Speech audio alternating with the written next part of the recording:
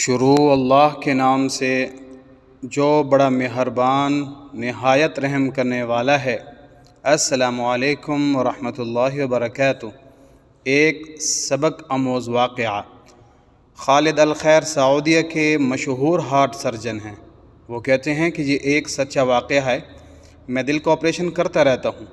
ایک مرتبہ میرے پاس ایک 30 سالہ مریض لایا گیا جو دل کے مرض میں مبتلا تھا، بلکہ آخری اسٹیج پر تھا۔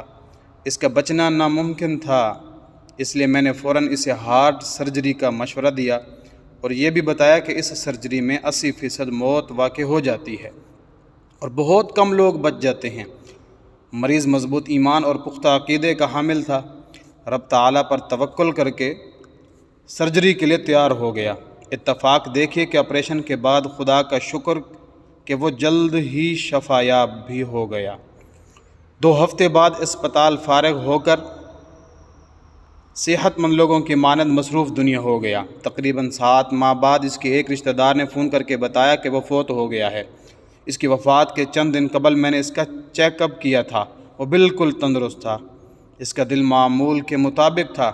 مجھے اس کے رشتہ دار نے بتایا کہ یہ چائے پیتے پیتے اچانک لیٹ گیا اور اس کی روح پرواز کر گئی۔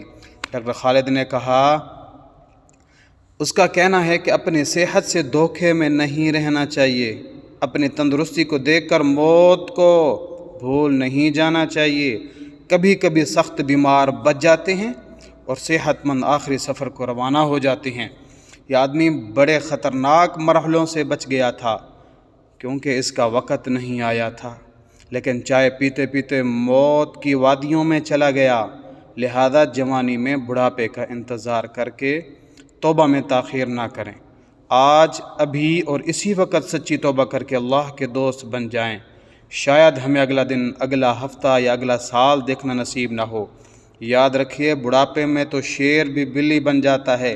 ایک جوان کی توبہ رب تعالیٰ کو 1000 بوڑھوں کی توبہ کرنے سے زیادہ پسند ہے۔ حضور کریم صلی اللہ علیہ وسلم کا فرمان ہے، توبہ کرنے والا اللہ کا دوست بن جاتا ہے۔ اگر آپ بھی اللہ کے دوست بننا چاہتے ہیں تو توبہ میں دیر نہ کیجیے، ایسا نہ ہو پھر توبہ کا موقع نہ ملے۔ لاکھوں لوگ بڑھاپے میں توبہ کے آسرے میں دنیا سے توبہ کے بغیر ہی چلے گئے، کیونکہ جوانوں کے کفن بھی بازار میں فروخت ہوتے ہیں۔ اللہ پاک ہمیں بھی موت کی تیاری کرنے کی توفیق عطا فرمائے۔ آمین یا رب العالمین۔